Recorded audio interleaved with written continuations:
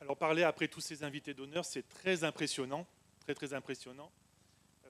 Un peu gêné parce qu'en principe, quand le représentant de l'État parle, il est le dernier à parler.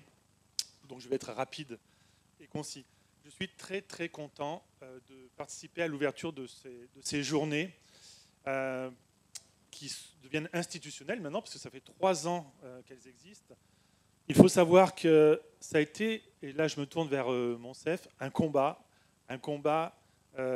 compliqué, puisque l'année dernière, par exemple, elles ont failli ne pas exister pour cause d'incompréhension entre professionnels. On va dire ça comme ça. Vous savez que les professionnels de santé sont ont leurs idées parfois, et les faire travailler ensemble, c'est parfois compliqué. J'en ai une expérience en tant que directeur d'hôpital. Alors, monsieur le préfet, monsieur le vice-président du conseil départemental, monsieur le maire de Ouangani, monsieur le directeur général de l'ARS, mesdames, messieurs les élus, chers collègues de l'hôpital, du CHM, chers congressistes, chers Monsef, comme je vous le disais, je suis très content d'ouvrir ces journées parce que j'ai retenu que les 3 thèmes qui y seront abordés, les maladies infectieuses, la santé sexuelle et reproductive, les addictions, font partie du panier du CHM. Les maladies infectieuses, bien sûr, avec notre service d'infectiologie, qui est dirigé par le docteur Nyang. Le CHM, comme beaucoup d'hôpitaux d'outre-mer, a une antériorité dans la prise en charge des maladies infectieuses, que ce soit la dengue, la lèpre ici à Mayotte, le chikungunya. Donc c'est vrai que le CHM, qui a pris lui aussi de plein fouet la pandémie Covid, a pu s'organiser très rapidement, peut-être beaucoup mieux que certains hôpitaux de métropole. Le choléra, monsieur le préfet, monsieur le directeur général de l'ARS a rappelé que la gestion de cette crise a été menée de la meilleure des manières, je pense, grâce à une réactivité, une coordination des services de l'État et du CHM. Et je voulais remercier l'ARS pour tout son appui dans la gestion de cette crise.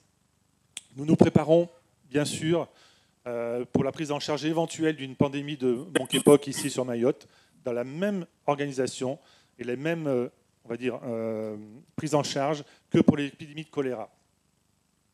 Je voulais remercier aussi le professeur Epelvoin, que j'avais connu en Guyane et qui nous suit ici, parce qu'avec le docteur Nyang, nous avons vraiment un projet de mise en place d'un département au sein du CHM, département de maladies infectieuses et tropicales. C'est très important parce qu'il y a beaucoup de choses à faire ici et je souhaite vraiment booster ce service. Enfin, sont aussi concernés au CHM le pôle santé publique. Alors quand je suis arrivé, quelle n'a pas été ma surprise de voir que notre pôle de santé publique, dirigé par le docteur de Montera, était en voie de disparition parce que, pareil, il y avait des incompréhensions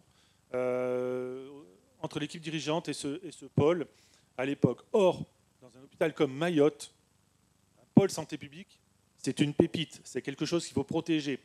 La prise en charge du VIH, la prise en charge des maladies infectieuses, la prise en charge de la lèpre. Nous sommes un des derniers services qui prend en charge cette maladie en France. Tout ceci fait que j'ai souhaité, au contraire, relancer ce pôle santé publique. Avec l'aide de l'ARS, maintenant, ce pôle santé publique va vers les patients, se déplace sur le département, et ça, c'est très important. La maladie, la santé sexuelle et reproductive, pareil, nous avons une grande maternité. Nous recherchons des professionnels. Ça fait partie intégrante du projet de ces services de gynécologie et de maternité. Et enfin, les addictions, qui fait lui aussi partie, on va dire, du pôle santé publique. Là aussi, quelque chose à développer. Et avec le docteur de Montera, nous souhaitons vraiment le développer. Voilà pourquoi le CHM est très partie prenante de ces journées. Et je vois que maintenant, elles sont instituées, qu'elles vont se développer. Pour répondre un peu tout à l'heure aux questions qui ont été posées sur les chiffres qui ne sont pas connus. J'ai mis en place avec le docteur Chamouine, une unité de recherche clinique qui n'existait pas au CHM. Cette unité de recherche clinique que le docteur Chamouine est en train de développer est chargée de recueillir toutes les publications qui sont faites au CHM, de développer les publications qui sont faites au CHM.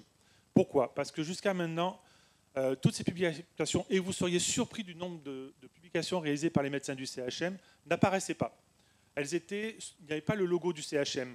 Elles apparaissaient un peu perdues dans des publications Océan Indien. Et franchement, tous ces chiffres, toutes ces publications vont être maintenant corrélés vont être maintenant développés et diffusés par cette unité de recherche clinique. Et donc, je suis prêt à l'idée étant de diffuser ces publications, et vous les aurez, je suis prêt, Monsieur Velou, Monsieur le Vice-président, à vous les diffuser, ainsi que les rapports du Corée-VIH, Océan Indien, qui reprend parfaitement tous les chiffres sur le VIH et tout ce qui est mis en place ici à Mayotte. Voilà un peu ce que je voulais dire. Donc, remerciements à Monsef, parce que chaque fois qu'il y avait des difficultés, je vois arriver dans mon bureau. Et c'est des grandes difficultés, petites difficultés, mais qui ont ici un impact très important. Voilà, donc je suis vraiment ravi que ces journées prennent une tournure départementale, nationale et même internationale. Donc c'est très très bien. En plus, ça se déplace sur le département, donc c'est encore mieux. Voilà, bravo aux organisateurs. Je remercie tous les collègues du CHM qui sont là. Et je vous souhaite de très bonnes journées. Et je ne peux malheureusement pas rester, mais je serai friand des synthèses de vos journées. Et je les lirai avec vraiment une grande attention.